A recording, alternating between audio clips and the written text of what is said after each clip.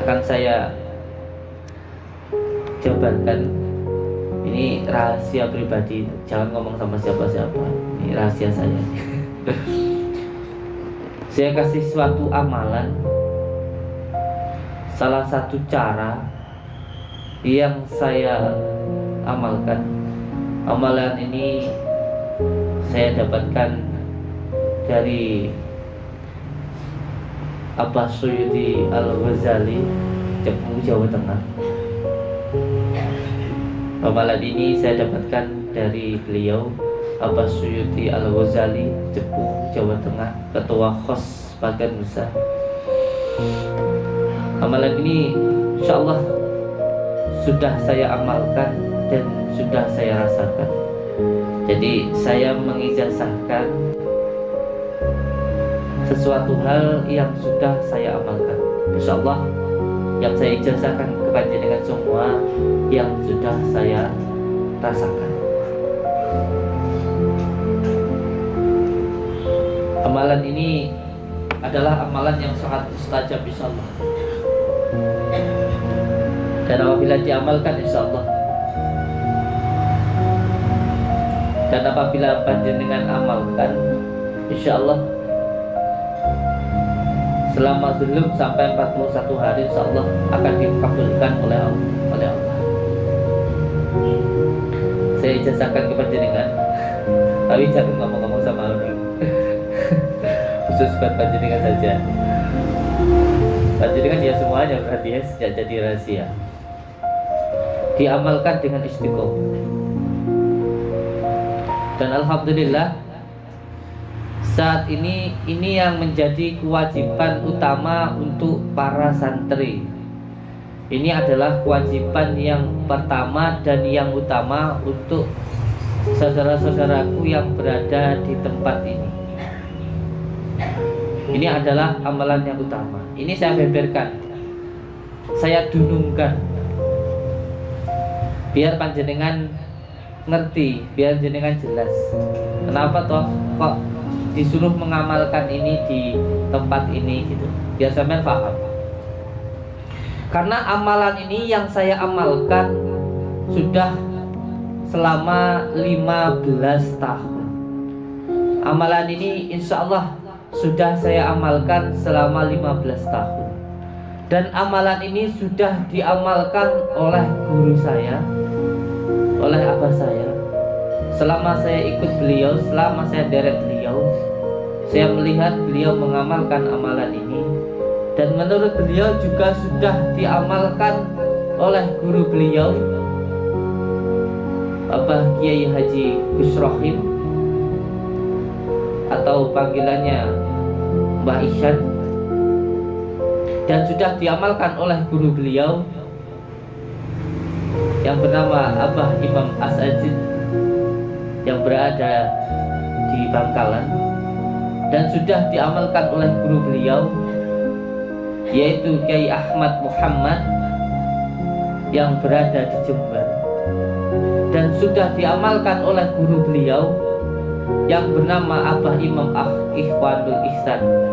Beliau hanya orang biasa sebenarnya, pekerjaan beliau hanya bertani saja, tetapi Masya Allah ilmu beliau sambung sampai ke imam besar yaitu Syed Muhammad Abu Hasan Asy-Syadzili.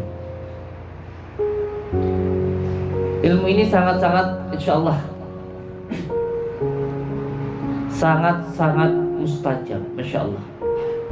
Insya Allah, monggo sampai amalkan. Saya ijazahkan untuk siapapun, untuk siapapun gitu. Jadi rahasia. Untuk siapapun yang mau mengamalkan amalan ini. Kunci dari amalan ini ialah ikhlas. Kuncinya adalah ikhlas.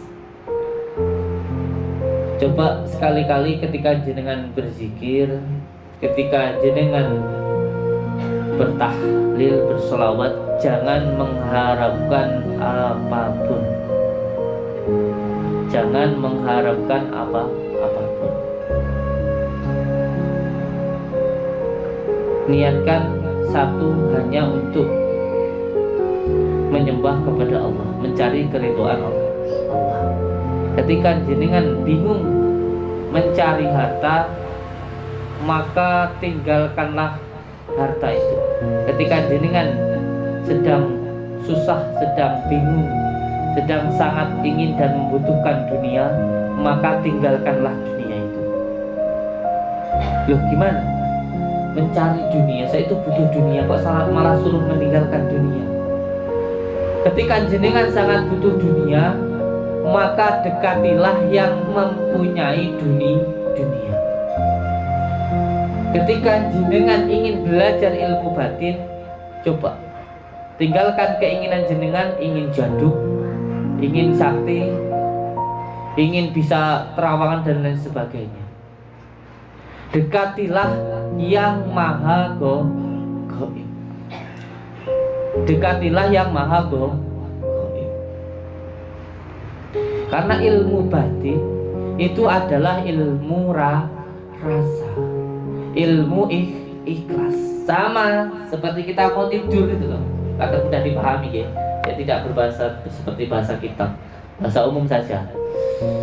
Saya lebih suka memang berbicara tentang sesuatu hal yang sifatnya itu umum, tidak perlu harus pakai kitab ya, biar jenengan paham.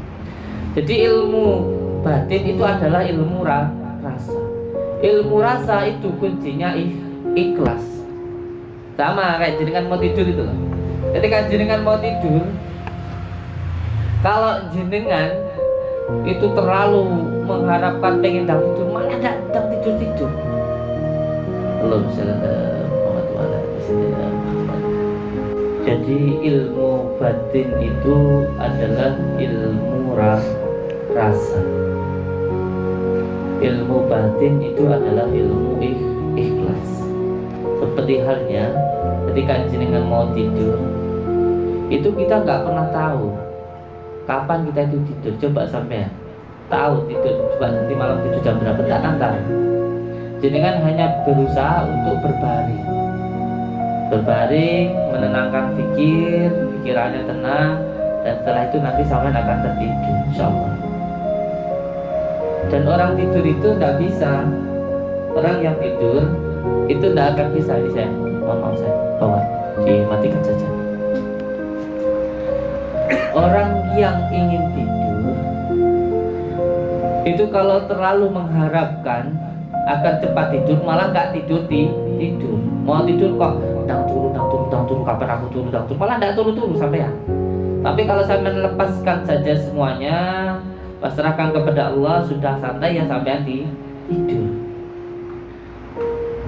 Orang meminta kepada Allah, orang belajar ilmu batin juga seperti itu. Apalagi yang mau belajar terawangan, masya Allah. Yang mau terawangan kok pengen belajar terawangan, kok terbawa hawa nafsu, ya tidak akan pernah bisa. Tapi kalau hati hanya berzikir kepada Allah, nanti hatinya bersih, insya Allah basirohnya terbuka. Basirohnya terbuka, insya Allah. Jangan terlalu bernafsu, nanti malah jadinya bukan basirohnya yang terbuka. Ini hati-hati. Terkadang seorang bisa melihat jin itu bukan karena dia mampu melihat jin, tetapi karena memang jin itu ada di dalam dirinya. Ini hati-hati. Yang berzikir tetapi dengan hawa nafsu, nanti bukan mampu melihat jin karena ilmunya, karena basirohnya, tetapi karena memang jin itu ada di dalam dirinya. Jadi seperti orang indigo itu, anak-anak indigo itu jangan dibilang kalau anak indigo itu kelebihan, itu penyakit. Itu sering kita buktikan di sini, yang bisanya ruqyah itu, yang anaknya sering marah-marah sendiri, kadang ketakutan. Itu penyakit, bukan kelebihan. Jadi orang mampu melihat jin itu ada dua. Yang pertama karena memang jin itu ada di dalam dirinya. Wis nesuan, keweden, bingung, was-was. Itu karena memang jin ada di dalam dirinya. Hati-hati yang berzikir dengan hawa nafsu, nanti ada jin yang masuk. Dan yang kedua, mampu melihat jin karena basiroh. Karena dengan itu sebenarnya mandinya doa, mustajabnya doa itu bukan dari amalan yang kita amalkan, bukan karena puasa kita yang 41 hari, yang sudah berjalan 2 tahun, bahkan nanti yang sudah ditargetkan 5 tahun. Bukan dari amalannya, bukan dari riyadhahnya, bukan dari bacaannya, bukan. Karena bacaan itu adalah perjalanannya. Itu adalah cara untuk membersihkan hati kita. Makanya poso itu apa? Ngeposnya rasa, supaya rasa kita. Makanya kalau kita lapar, biar kita bisa merasakan susahnya orang yang lapar, agar hati kita tersambung, agar hati kita bersih, agar rasa kita bisa dibimbing oleh Allah, hingga gerak langkah kita adalah gerak batin kita. Jadi amalan ini bukan tujuannya. Jadi bukan kita itu mandi ngobatin orang, itu bukan. Kita itu bisa ini bisa itu karena amalan ini, karena amalan itu, karena melakukan puasa ini, puasa gantung, puasa pendem, bukan itu. Itu adalah jalannya. Seperti HP ini. Ketika saya mau menuju ke jenengan, saya telepon jenengan. Lah, caranya, amalannya ini dengan HP ini cuma cara. Puasanya, wiridanya itu hanya cara supaya saya bisa dekat dengan jenengan. Kalau sudah dekat, ya sudah mesra, HP-nya tak taruh. Sampai dari Jakarta telepon ke saya, "Kamu saya mau silaturahmi ke tempat jenengan." "Oh, nggih, monggo." Ya, caranya pakai HP ini, telepon ke saya ya. Ini caranya. Tetapi kalau sudah sampai, kita sudah mesra, HP-nya ditaruh. Nanti kalau agak jauh lagi, ya kita puasa lagi. Telepon lagi kalau sudah pulang. Kalau punya rasa agak jauh, telepon lagi. Kalau sudah dekat sudah. HP ini, puasa kita, amalan kita ini adalah jalan kita. Jadi jangan bangga dengan puasa kita, dengan wiridan kita setiap malam itu jangan bangga. Jangan bangga dengan HP-nya. HP-nya bagus, kalau tidak tersambung, telepon saya buat HP-nya harga yang 20 juta. Tapi telepon saya nggak nyambung, buat apa? Buat apa saya telepon ke jenengan pakai HP yang mahal, tetapi nggak tersambung? Mending pakai HP yang kecil, yang HP cumplung, yang ada kameranya tapi sambung. Karena keikhlasan. Maka oleh sebab itu, untuk santri-santri semuanya, ada yang berpuasa sampai 41 hari, ada yang berpuasa sampai 12 tahun, tetapi tidak pernah kefutuh hatinya, tidak pernah kebuka dengan Allah, karena hatinya masih ada hawa nafsu, masih merasa bisa, saya ini siapa.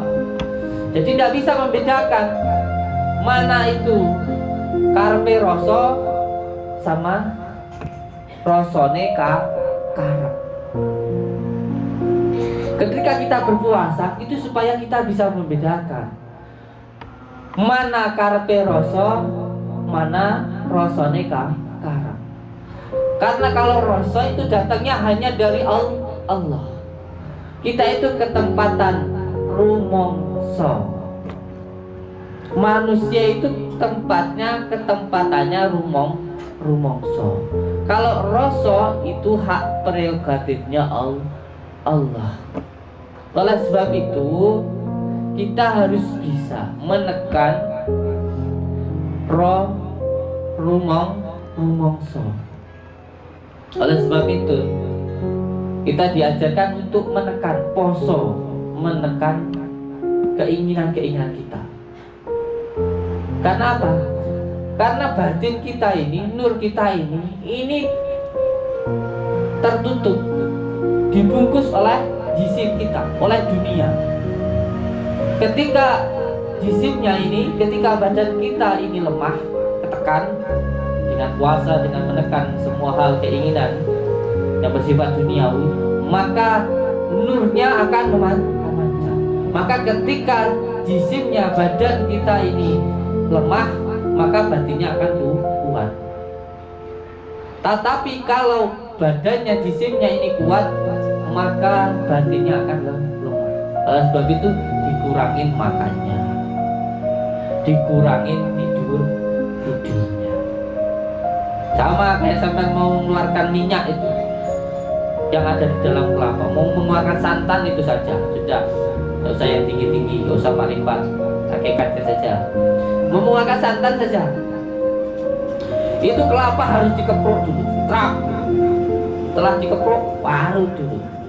Setelah diparut, goreng. Setelah itu baru dikeprok dulu, parut, baru keluar minyaknya. Kita pun yang gitu. Makanya santri ini harus malam dibangunkan. Ini sudah menjadi kewajiban untuk santri. Yang malas harus ditegur. Kalau tidak mau suruh pulang. Kalau tidak mau sholat malam suruh pulang. Kalau ditegur marah suruh pulang. Kalau ada santri yang masih muda, orang tuanya tidak terima, orang tuanya suruh sini. Untuk apa ditaruh di sini? Kalau tidak mau mengamalkan, ya memang kita itu harus dipaksa. Kita itu harus dipaksa. Dari dipaksa nanti akhirnya jadi biasa, terus akhirnya jadi suka. Makanya ada puasa 7 hari, ada puasa 41 hari, ada puasa 2 tahun, ada puasa sampai 11 tahun. Itu memang untuk pemaksaan. Jadi kalau ada yang bertanya ke saya, Kang, gimana caranya biar saya itu istiqomah di dalam mengamalkan amalan? Maka saya jawab, kuncinya ya paksonan. Ya harus dipaksa. Dari dipaksa nanti jadi biasa. Contoh ketika jenengan sudah biasa sholat isya, kok belum sholat isya tidur, pasti gelimpungan, tidak enak karena belum sholat isya. Bahkan kalau sudah tidur itu lo bisa bangun, oh ya aku tadi belum sholat isya. Jadi biasa, terus akhirnya jadi suka. Puasa 7 hari itu ada perlawanan, 41 hari sudah mulai ada kebiasaan. Nanti setelah 2 tahun sudah muncul rasa cinta. Okay. Dan yang paling penting lagi, kembali seperti yang awal saya katakan, saya ijazahkan amalan yang apabila jenengan amalkan, insyaallah ini sangat mustajab. Ini adalah cara untuk meminta kepada Allah. Jadi orang meminta itu harus tahu cara-caranya. Jenengan meminta itu harus tahu caranya. Jangan asal meminta toh. Jadi banyak orang yang bertanya, kenapa saya itu sudah berdoa lama, sudah begini begitu, kok tetap tidak dikabulkan, Gus? Kok nggak dikabulkan, Kang? Gitu lah. Karena nggak tahu caranya, asal minta toh. Asal minta toh. Orang meminta itu harus tahu caranya. Cara yang utama, yang pertama, ini saya kasih rahasia. Jadi dengan pahami ini. Sampai pengen usahanya laris, pengen punya usaha besar, pengen badannya sehat, tidak usah bingung-bingung, nggak usah ke dukun, nggak usah kemana-mana. Amalkan ini. Karena saya amalkan juga ini. Yang pertama, ketika jenengan meminta, itu sampean harus tahu dulu waktunya. Ketika jenengan meminta, sampean harus tahu dulu waktunya. Sama seperti jenengan ketika mau meminta sesuatu, tanda tangan atau apa ke lurah. Jenengan harus tahu lurah itu ada di tempat kelurahan itu jam berapa. Jangan datangi. Biasanya di kelurahan itu dituliskan, oh lurah ada di kantor itu antara jam 8 sampai jam 10 siang. Ya sampai waktu itu datang, nanti ketemu, insyaallah. Jadi kalau mau meminta sesuatu itu harus tahu waktunya dulu. Ini riyadhah yang harus dipercayakan pahami. Dan ini yang sebab itu saya ajarkan kepada semua santri di sini harus diamalkan itu. Yang pertama harus tahu waktunya. Nah, kalau ke kelurahan tadi waktunya jam 8 sampai jam 10, maka kalau jenengan meminta kepada Allah, sudah dituliskan di dalam Al-Qur'an bahwa ketika meminta waktu kepada Allah yang paling baik yaitu waktu malam. Antara jam 1 sampai jam 3. Ketika orang-orang tidur itu sampai bangun dan meminta kepada Allah. Yang pertama harus tahu waktunya. Yang kedua harus lewat wasilah, harus ada wasilahnya. Dan wasilah yang paling utama, jalan yang paling utama untuk mendekat kepada Allah dan yang paling tahu tentang Allah itu adalah baginda Rasulullah. Jadi kalau jenengan meminta itu harus lewat baginda Rasulullah. Karena Rasulullah adalah kekasih Allah. Dan kalau kita ingin dicintai oleh Allah, maka kita harus mencintai baginda Rasulullah. Ketika jenengan cinta dengan Rasulullah, insya Allah jenengan pasti akan dicintai oleh Allah. Dan kalau sampai sudah dicintai oleh Allah, namanya orang sudah cinta. Sampai kalau cinta sama pacar sampean, cinta sama istri ini sampean, istri sampean belum minta pun sudah sampean kasih. Malah apa yang menjadi kesenangannya wis sampean ndang-ndang sampean golek, oh senengane kembang, senengane baju, wis ndang-ndang sampean tumbas, sampean belikan, sampean kasih ke dia. Karena cinta. Bahkan belum berdoa, bahkan sebelum jenengan berdoa itu pun nanti akan sudah diberikan oleh Allah. Makanya jangan heran yang suka mengamalkan sholawat. Jangan heran, terus saya itu tidak pernah minta ini minta itu, tidak. Sepertinya apapun yang saya kerjakan itu sudah diberikan oleh Allah. Makanya kalau orang banyak baca sholawat, itu kayaknya apapun yang dilakukan mudah gitu loh. Usaha baru gini ya wis mudah. Saya itu baru usaha itu kecil, saya itu pakai karung dulu cari rongsok. Tiba-tiba alhamdulillah di jalan ketemu orang, diajak ke rumahnya, mau sampean jadi pencari barang bekas, mau monggo jadi supplier pabrik, suruh cari barang-barang yang besar-besar, tukang pemulung rosak tuh, masa suruh ngirim barang ke pabrik. Itu Allah memberikan jalan. Sampai timbang cari di jalan seperti ini, cari aqua, cari apa wis, sampai datang saja ke pemukul besar, sampai kasih tahu harganya segini, sampai nanti antarkan ke pabrik harganya segini, dimodali. Itu loh, masya Allah. Sampai sekarang alhamdulillah, dari yang mulai hasilnya 10.000 sampai sekarang per hari, insya Allah 100 sampai 50 juta per hari. Sepertinya makanya orang membaca sholat itu sepertinya dipermudah sekali oleh Allah. Karena apa? Karena sudah dicintai oleh Allah. Maka oleh sebab itu amalkan sholawat saja sampean. Amalkan sholawat. Karena apa? Karena kunci dari semua ilmu, puncak dari semua asma, dan puncak dari semua mantra itu sholawat. Maka amalkan sholawat. Amalkan sholawat. Yang kedua tadi, yang pertama harus tahu waktunya, sampean harus bangun jam 1 itu. Jadi kan harus bangun. Terus yang kedua harus menggunakan wasilah, yaitu sholawat. Dan yang ketiga, ketika jenengan mau meminta, itu jangan langsung meminta, tetapi panggil dulu dengan nama-nama yang baik. Dirayu dulu, sama kan sampean minta ke ibu sampean, ibuku sugih, ibu ayu gitu. Sampeyan rayu ngomong ini sugih ibu sampean, ndak perlu sampean jalu wis diwai. Sampeyan rayu, sampeyan ngomong aku, wah, Bu sampean iki wis tak wae ngono ae, seneng hatiku. Nah, nama-nama yang baik ini di dalam Al-Qur'an disebut dengan Asmaul Husna. Maka yang punya hutang banyak, bangun malam, setelah bangun malam baca sholawat, baca ya Fatahu ya Rojak. Gusti mau sugih, mau kaya, Gusti mau sugih, mau kaya, Gusti mau sugih, mau kaya. Sampean kok yo malah diparingi sugih. Dan ini juga bagi santri yang biasanya senang riyadhah, ingin kebuka mata batin, ya baca ya batin, ya batin, ya batin, ya batin. Kalau saya memang dulu oleh Abbas Syed Al-Ghazali disuruh milih 2. Jadi tempatkan di suatu tempat, suruh memilih antara ya batin atau ya latif. Ya latif, Allah yang maha lembut. Saya memilih ya latif. Maka yang pengen mata batinnya kebuka, basirahnya kebuka, amalkan ya latif. Ini 12.000 setiap malamnya. Insyaallah mesti nanti kefoto, insyaallah.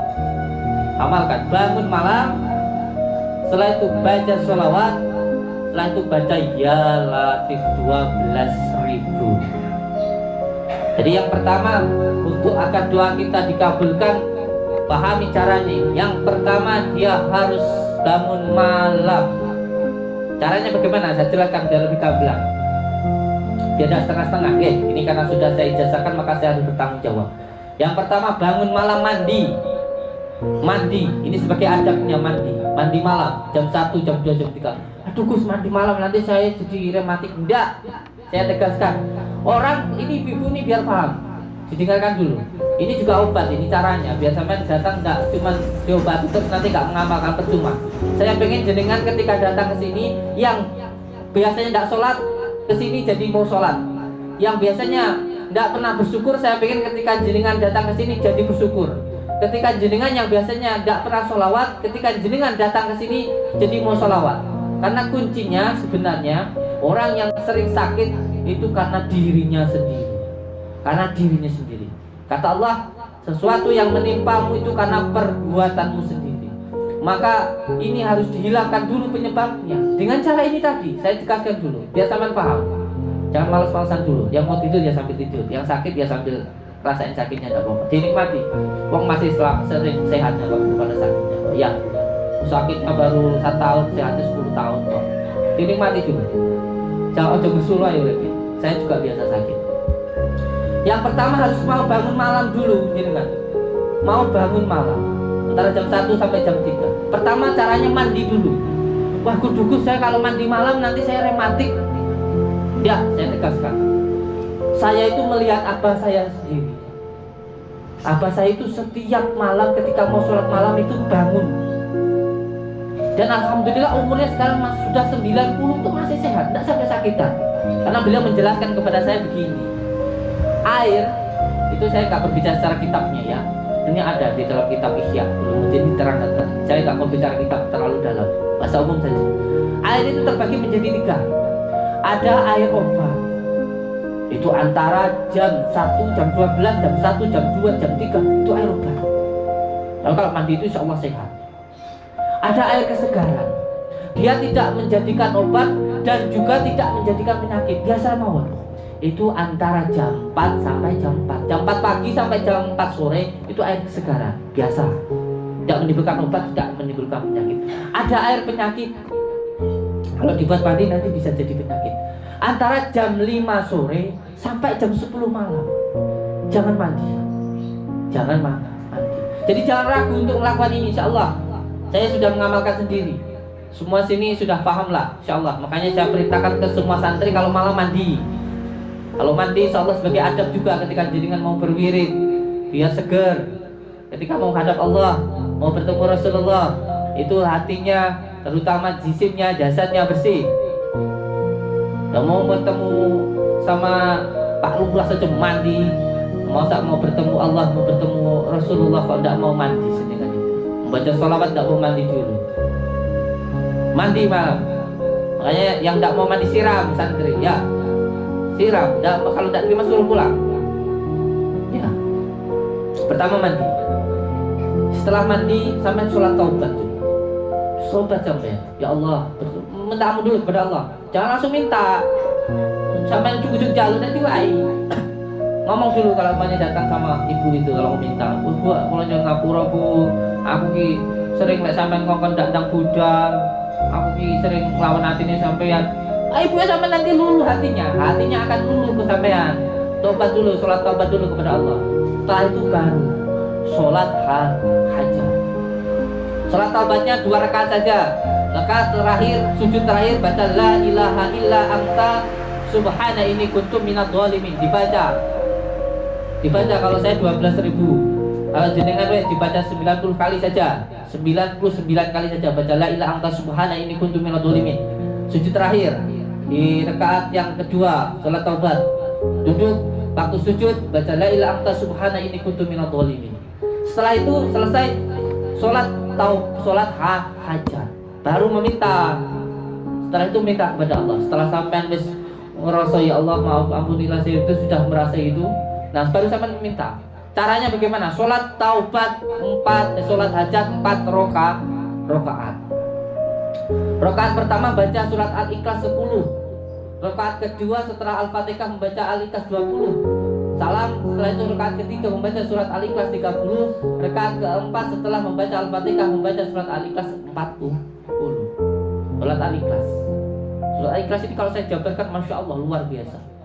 So Abdul Qadir, masya Allah. Nabi Khidir alaihissalam itu amalnya surat Al-Ikhlas. Saya kasih bocoran, jangan kasih tahu orang ya. Surat Al-Ikhlas. Surat Al-Ikhlas itu amalan. Masya Allah, di dalam surat Al-Ikhlas itu ada kul. Ini nanti kita jabarkan tentang apa itu. Kalau ada orang yang bilang zikirnya itu kan ada ya, kemarin-kemarin itu mensirik-sirikan zikir itu sirik-sirikan kan Anda paham. Ini kalau nanti saya jabarkan tahu. Itu hurib. Makanya Allah itu punya wujud. Kita ini adalah wujudnya. Hurib kita itu hurib itu ada yang menghidupkan. Kita itu hurib enak sing nguripi. Ini isu-isu kita bahas tentang zikir Allah. Nah, dijaga di dalam surat Al-Ikhlas ini banyak sekali, masya Allah, menerangkan tentang keesaan Allah, tentang sifat-sifat Allah, dan masya Allah. Maka dibaca ini totalnya berarti berapa? 10, 20, 30, 40. Enak dipahami. Rakaat pertama 10, rakaat kedua 20, rakaat ketiga 30, rakaat keempat 40. Diamalkan. Nah, setelah sholat hajat yang 4 rakaat tadi, itu setelah itu baru jenengan membaca istighfar dan sholawat. Setelah itu membaca Asmaul Husna. Ini yang pengen kebatinannya hidup, rasanya hidup, amalkan ini, santri ini. Jangan sampai putus. 41 hari jangan putus. Coba sampai amalkan. Kalau saya dulu dibarengi dengan puasa bila ruh, tidak makan yang bernyawa dan yang keluar dari yang bernyawa. Karena di sana dulu itu di hutan. Di Lampung itu saya di hutan hidupnya. Makanya ya enak. Kalau sekarang saya puasa bila ruh, ya agak sulit, kecuali dengan niat yang kuat. Kalau di hutan enggak, cuma makannya apa? Enggak ada yang dari hewan, jadi cuma nasi tok, nasi putih itu tok. Enggak ada di warung-warungnya. Kenapa kau puasa bilaru? Kenapa tidak makan yang bernyawa dan yang keluar dan yang ini saya jelaskan, saya dulukan. Karena untuk menekan nafsu hewani kita tidak makan yang dari hewan. Karena apa yang kita makan akan menentukan yang kita lakukan. Jadi ketika mau menekan nafsu lawamah, subiyah, amarah yang ada di dalam kita, dan kita tidak makan yang dari hewan. Ini kembali lagi yang tadi, kalau kembali lagi ya, oke. Ini diamalkan yang mau basirahnya kebuka. Pertama baca asmanya. Kalau mau menurut seperti yang saya amalkan, baca ya latifnya 12.000 kali. Diamalkan. Dan jangan tertuju pada amalannya, jangan tertuju pada hitungannya. Ini yang salah kadang-kadang. Orang tidak akan pernah sampai ini kalau selalu jadi radang mari gitu. Itu bukan ya latif, bukan menyebut asma Allah yang maha lembut, itu enggak. Nanti malah hati sama pikirannya tidak sinkron, tidak selaras. Radang mari. Jangan dihitung-hitung yang 12.000 itu. Jangan dihitung-hitung. Nanti ini yang bikin tidak sampai, ini yang bikin lama nggak kefutuh itu karena apa? Dikasih wiritan yang lama biar sampai ke dalam hatinya, biar sampai ke dalam rasanya, dikasih amalan yang buahnya biar sampai ke dalam hatinya, malah yang dituju hitungannya. Wes radang mari, hitungan itu isi orang mari. Ini nanti malah tidak sampai. Ini. Jadi kalau baca itu hatinya, mulutnya membaca, hatinya merasakan. Merasakan. Ini diamalkan insyaallah. Semoga memberikan manfaat kepada saudara-saudaraku. Mohon maaf apabila ada kata salah yang khilaf dan perkataan yang tidak benar. Semua yang saya berikan kepada jenengan semoga memberikan manfaat. Dan satu hal lagi, ini adalah amalan yang benar-benar baik. Dan apabila ada yang tidak baik dari saya, itu adalah murni dari saya sendiri, tidak ada hubungannya dengan amalannya. Demi Allah, demi Rasulullah, saya merasakan kenikmatan hidup, saya merasakan kemudahan hidup, saya merasakan kesenangan hidup dari amalan ini, dan saya ingin panjenengan merasakan amalan yang saya amalkan.